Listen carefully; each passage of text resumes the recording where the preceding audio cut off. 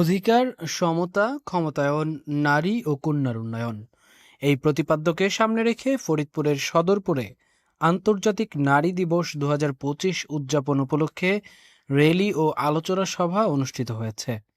শনিবার সকাল 11টায় উপজেলা পরিষদ হলরুমে এই আলোচনা সভা অনুষ্ঠিত হয়। উপজেলা প্রশাসন ও মহিলা বিষয়ক অধিদপ্তরের আয়োজনে আলোচনা সভায় মহিলা বিষয়ক কর্মকর্তা শহীদুল ইসলামের সভাপতিত্বে প্রধান অতিথি হিসেবে উপস্থিত ছিলেন উপজেলা নির্বাহী কর্মকর্তা জাকিয়া সুলতানা।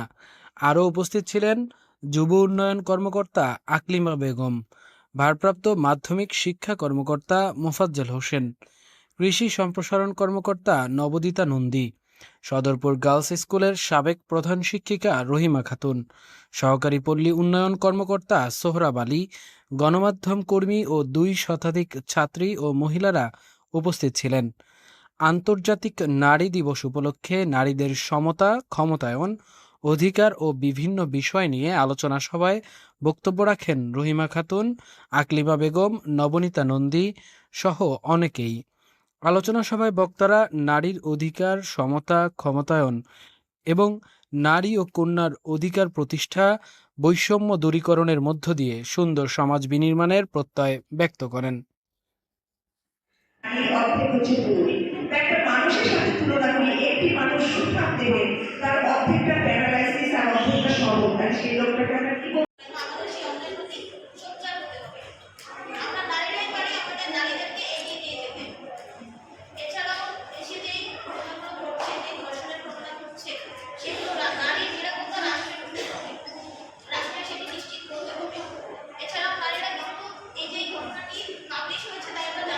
দেশে নারী উন্নয়নে বা নারী যে বাধা হিসেবে প্রথম বিবেচনা করা হয় সেটা হলো বাল্য বিবাহ।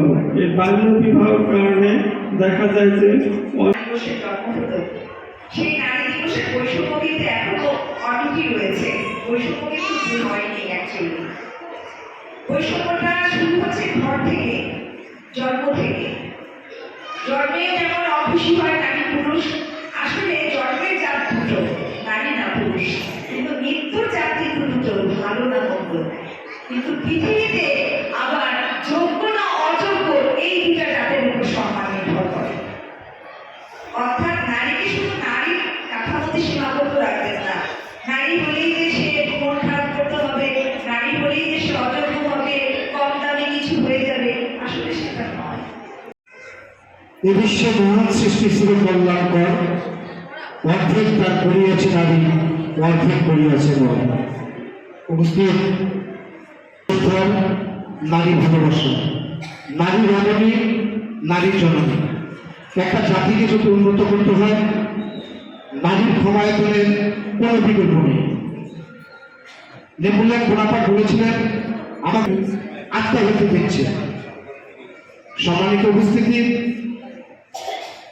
আজকের এই আন্তর্জাতিক নারী দিবসে সকলের প্রতি আহ্বান থাকবে, বিশেষ করে আমরা যারা পুরুষ শাসিত সমাজে, যে নারীদেরকে যদি সম্মান করা না হয়, নারীদেরকে যদি পরিবারে মূল্যায়ন করা না হয়, নারীদেরকে যদি আপনি যথাযথ সম্মান না দিতে পারেন, তাহলে সেই সমাজ বলেন, পরিবার বলেন, রাষ্ট্র বলেন, কোনো কিছু কিন্তু এগিয়ে নেওয়া সম্ভব নয়। কারণ নারী পরিবার থেকে শুরু করে রাষ্ট্র, সমাজ প্রত্যেকটা অংশে নারীর ভূমিকা অনস্বীকার্য। আমি ইসলামের ছোট্ট একটা ঘটনা বলবো। হযরত উমর ফারুক রাদিয়াল্লাহু আনহুর সময়ে একজন পরিবারের কাছে আসছে, একটা বিচার নিয়ে আসছে, তার স্ত্রীকে রাখবে না। এই বিচার নিয়ে আসছে যে আমার স্ত্রীকে আমি রাখতে চাই না। তো লোকটা এসে দেখলো যে খলিফা হযরত উমর ফারুক রাদিয়াল্লাহু আনহু রাজদরবারে নাই, সে বাড়ির ভিতর আছে অন্তর্ভুক্ত। তো লোকটা উমর রাদিয়াল্লাহু আনহু বাড়ির পাশে, তার উঠানের পাশে যা অপেক্ষা করতেছে। এখন থেকে বাড়ির ভিতরে একজন মহিলা অনেক জোরে জোরে উচ্চ বাচ্চা খলিফার সাথে কথাবার্তা বলতেছে, কিন্তু খলিফা চুপ করে আসছে, খলিফা কোনো কথা বলতেছে না।